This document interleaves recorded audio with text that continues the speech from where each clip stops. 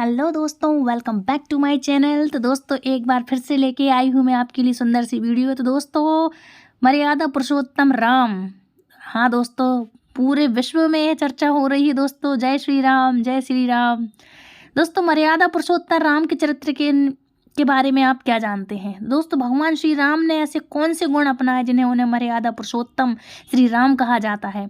और दोस्तों पूरे विश्व में श्री राम का नारा लग रहा है, तो आप भी अपनी हाजिरी लगाएं और भगवान श्री राम के लिए कमेंट करके ये मुझे ज़रूर बताएं कि कौन कौन भगवान श्री राम के मंदिर बनने से खुश है। तो दोस्तों भगवान श्री राम का मंदिर बनने के लिए आप सभी को कृष्णा मैजिक की तरफ से आप सभी को ढेर सारी शुभकामनाएं।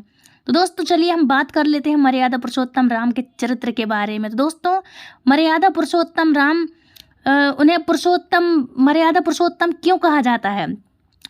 भगवान राम सुखों का समझौता कर न्याय और सत्य के मार्ग पर चले हैं दोस्तों। अपने इन्हीं गुणों के कारण वे मर्यादा पुरुषोत्तम कहलाए हैं दोस्तों। भगवान राम के कई गुणों में यदि आप कुछ गुणों को भी अपना लेंगे तो आपका जीवन सफल हो जाएगा। दोस्तों व्यक्ति अपने गुणों और कर्मों से ही पहचाना जाता है। भगवान श्री राम भी अपने स्वभाव, गुणों और कर्मों के कारण मर्यादा पुरुषोत्तम कहलाए। भगवान श्री राम हरि विष्णु के ही अवतार माने जाते हैं दोस्तों धार्मिक ग्रंथों में उन्हें आदर्श पुरुष और मर्यादा पुरुषोत्तम बताया जाता है। उन्होंने राजपाट छोड़ 14 साल वनवास में बिताए, लेकिन फिर भी एक श्रेष्ठ राजा कहलाते हैं क्योंकि उन्होंने सत्य, दया, करुणा, धर्म और मर्यादा के मार्ग पर चलते हुए राज किया। दोस्तों आज भी बड़े बुजुर्गों के बीच यदि संस्कृति और सदाचार की बात होती है तो भगवान राम का ही नाम लिया जाता है। दोस्तों भगवान राम अनेकों गुणों के धनी हैं, लेकिन यदि आप अपने जीवन में उनके 5 गुणों को भी अपना लेंगे तो आपका जीवन सफल हो जाएगा। आपका जीवन सफल होने से कोई नहीं रोक सकता। दोस्तों हर पुरुष में राजा राम के 5 गुण होते ही होते हैं और ये राजा राम के ऐसे कुछ गुण हैं जो कुछ गुण होना ही चाहिए। दोस्तों हम बात कर रहे हैं दोस्तों भगवान श्री राम की। तो दोस्तों कौन से हैं ऐसे उनके 5 गुण जिससे वो मर्यादा पुरुषोत्तम राम कहलाए? यदि हमारी आज की जनरेशन में, आज की पीढ़ी में यदि उनका 1% भी, एक भी गुण आ जाए तो सारे मोहल्ले में, पड़ोस में, हर जगह उसकी तारीफ हो। लेकिन आज का समाज ऐसा है कि कोई भी अच्छे गुणों को लेना ही नहीं चाहता, अच्छे गुणों को कोई उतारना ही नहीं चाहता अपने चरित्र में। तो भगवान श्री राम के हमारे आज के संत भी कहते हैं कि अच्छे विचार रखो, अच्छी बातें सीखो, गलत आचरण ना करो, बस गंदी चीज़ें ना खाओ, मांस वगैरह, मांस है, शराब है, इन सभी का दूर से ही हाथ जोड़ो, इन सब का भक्षण ना करो। यदि आप खुद ऐसे सदाचारी बन जाएंगे, ब्रह्मचर्यता का पालन करेंगे तो आप तो वैसे ही अच्छे मनुष्य बन जाएंगे।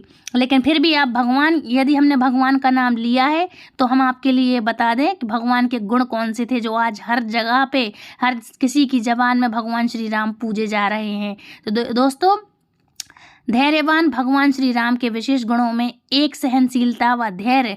आजकल लोगों में धैर्य नाम की चीज़ नहीं है। ये मैंने आपको पहले ही बताया कि आजकल जो लोग हैं जो अपनी ही चीज़ें छोड़ने में बिल्कुल संकोच करते हैं, तो सबसे बड़ी बात होती है धैर्य। बच्चों को आजकल कोई भी चीज़ चाहिए तो उन्हें इंस्टेंटली चाहिए, तुरंत चाहिए। धैर्य नाम की चीज़ ना बड़ों में, बुजुर्गों में, ना बच्चों में, किसी में नहीं है। तो सबसे पहले तो उन्हें धैर्य की ज़रूरत है दोस्तों। ये चीज़ बहुत ज़रूरी है, पेशेंस होना चाहिए। उन्हें हर चीज़ शीघ्र व अतिशीघ्र पाने की इतनी आदत होती है बच्चों को, फिर चाहे वह धन हो या सफलता हो, तत्पश्चात के कारण लोग आगे बढ़ नहीं पाते हैं। राम जी ने कैकई की आज्ञा पाकर 14 वर्ष का वनवास बिताया। दोस्तों समुद्र पर सेतु तैयार करने के लिए तपस्या की। उन्होंने जब माता सीता का परित्याग किया तो राजा होते हुए भी सन्यासी की तरह जीवन व्यतीत किए।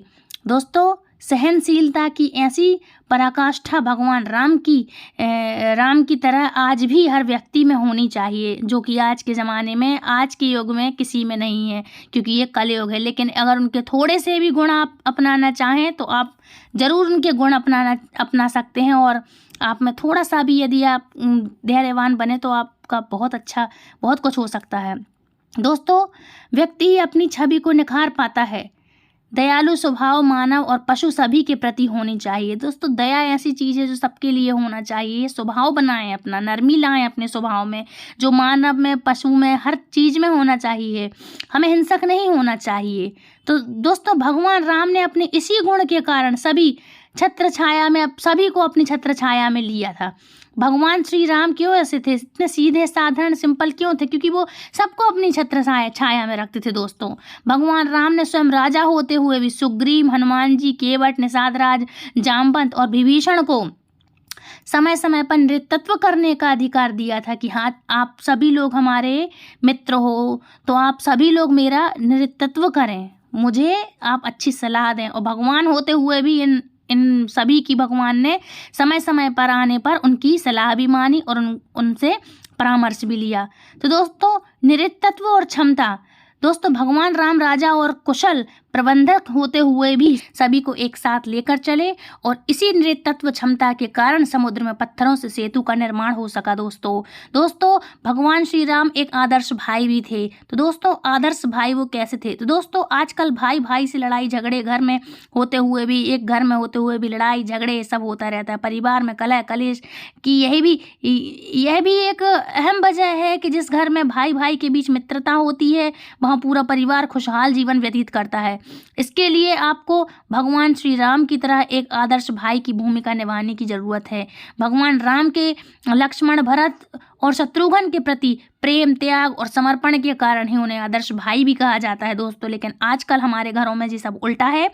घर में होते हुए भी कोई एक दूसरे को देखना नहीं चाहता, एक दूसरे को पसंद नहीं कर सकता है।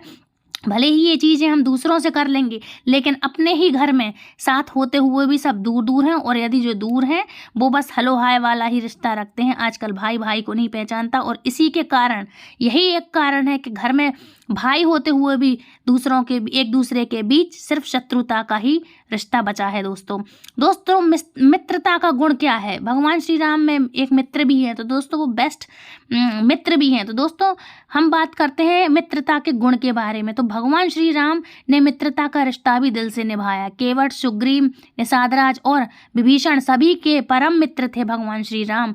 मित्रता निभाने के लिए भगवान राम ने कई बार स्वयं संकट झेले, खुद कई बार संकटों के बीच आ गए, लेकिन इन सबकी मदद की और सभी को सबका राजपाट दिलाया। जिन्हें जिस चीज़ की ज़रूरत थी भगवान श्री राम ने सब कुछ दिलाया। तो दोस्तों भगवान श्री राम एक बेस्ट हस्बैंड थे, बेस्ट मित्र थे, बेस्ट भगवान भी थे, और उनके जितने भी यदि आप नाम, रूप, गुण, रेखा जो भी समझेंगे वो हर चीज़ में बेस्ट थे। इसलिए आज जबान पे, सबकी जबान पे भगवान श्री राम का ही नाम है। जी हाँ दोस्तों, यदि आप छोटी छोटी सी ये बात है भगवान श्री राम की यदि आप अपने थोड़े से भी चरित्र में उतार लेंगे तो आप बेस्ट ही कहलाएंगे। वैसे तो हम उनकी तुलना भी अपने से नहीं कर सकते, ये तो स्वयं हमें पाप का भागी बना देगा, लेकिन यदि आप थोड़े से भी भगवान श्री राम के भक्त हैं या भगवान के गुणों को यदि आप धारण करना चाहते हैं तो आप थोड़ा सा भी यदि उनके जैसे हो जाएं तो हो सकता है आप भगवान राम की तरह थोड़े से तो अपने घर में ही हो जाएं पूजनीय, है ना। और सबसे बड़े तो दोस्तों भगवान के गुण ये थे कि दोस्तों भगवान श्री राम हमेशा सत्य भी बोलते थे। ये उनका सबसे बड़ा गुण था। कभी भी किसी भी परिस्थिति में आपको बिना बात के झूठ, छोटी छोटी सी बातों पे आपको दोस्तों झूठ नहीं बोलना चाहिए। हर बात में आपको झूठ का सहारा लेने की कोई ज़रूरत भी नहीं है। दोस्तों आपको हर बात में मतलब किसी की यदि झूठ से किसी की जान बच रही है तो वो झूठ सच ही कहलाएगा, लेकिन आपको इन सब चीज़ों की ज़रूरत नहीं कि बात बात पे आपको झूठ बोलना पड़े। और दोस्तों भगवान श्री राम 16 कलाओं से युक्त थे। दोस्तों श्री राम 16 कलाओं से युक्त थे। ईश्वर तुल्य होता है या कहें कि स्वयं ईश्वर ही होता है जो इन कलाओं से युक्त होता है। दोस्तों पत्थर और पेड़ 1 या 2 कला के प्राणी ही हैं। पशु पक्षी 2 या 4 कलाएं होती हैं, लेकिन साधारण मानव में 5 कला और सांस्कृतिक युग समाज वाले मानव में सिर्फ 6 कलाएं होती हैं। दोस्तों इसी प्रकार विशिष्ट पुरुष में 7 और ऋषियों और महापुरुषों में 8 कला होती हैं, लेकिन 9 कलाओं से युक्त सप्त ऋषिगण मनु, देवता, प्रजापति, लोकपाल आदि होते हैं। इसके बाद 10 और 10 से अधिक कलाओं का अभिव्यक्त केवल भगवान के अवतारों में ही होता है। दोस्तों भगवान के अवतारों में ही अभिव्यक्त होता है, जैसे वराह, नरसिंह, कूर्म, मत्स्य और वामन अवतार। उनको दोस्तों उनको आवेश आवेश अवतार भी कहते हैं। जो आवेश वाले होते हैं, जो तेज प्रवृत्ति वाले थे, जो भगवान के शांत सुंदर चित्रण वाले नहीं थे, जिन्होंने किसी न किसी का उद्धार करने के लिए अवतार लिए हैं दोस्तों, ये उनके लिए बोलते हैं आवेश वाले, मतलब गुस्से वाले अवतार। उनमें प्रायः 10 से 11 कलाओं का ही अभिभाव होता है, लेकिन परशुराम को भी भगवान का आवेश अवतार कहा गया, क्योंकि भगवान परशुराम आपने सुना ही होगा कि हमेशा वो गुस्से में ही रहते थे दोस्तों। तो हम बात कर रहे हैं भगवान राम की 12 कलाओं से। तो दोस्तों भगवान श्री राम में 12 कलाओं से भगवान श्री राम 12 कलाओं में और भगवान श्री कृष्ण 16 कलाओं से युक्त हैं दोस्तों। यह चेतना का सर्वोच्च स्तर होता है दोस्तों, मतलब इतनी कलाएं साधारण इंसान में किसी भी इंसान में नहीं है। जो भगवानों के पास जो भगवान श्री राम है, भगवान श्री कृष्ण हैं, ये राम और कृष्ण एक ही अवतार हैं, इसलिए इनकी दोस्तों 16 कलाओं से युक्त हैं। ये सब इनके अंदर 16 कलाएं हैं। तो दोस्तों यह चेतना का सर्वोच्च स्तर होता है, इसलिए प्रभु श्री राम को पुरुषों में उत्तम और भगवान श्री कृष्ण को जग के नाथ जगन्नाथ और जग के गुरु सद्गुरु कहलाते हैं दोस्तों। जग में सुंदर हैं दो नाम, चाहे कृष्ण कहो या राम। और दोस्तों आई होप आपको आज की वीडियो मेरी पसंद आई हो, तो प्लीज़ पसंद आई तो लाइक शेयर कमेंट करें, चैनल सब्सक्राइब करना बिल्कुल ना भूलें और जोर से जयकारा लगाएं, जय श्री राम। यदि आप भगवान श्री राम के सच्चे भक्त हैं तो मेरी वीडियो को लाइक करें, शेयर करें, और तक भी शेयर करें, मेरे चैनल को सब्सक्राइब करें और कमेंट बॉक्स में जय श्री राम की हाजिरी जरूर लगाएं दोस्तों। मिलती हूँ नेक्स्ट वीडियो में ऐसी ही इंटरेस्टिंग जानकारी के साथ। तब तक के लिए दोस्तों राधे राधे, हरे कृष्णा। जोर से जयकारा लगाएं, जय श्री राम, राधे राधे, हरे कृष्णा।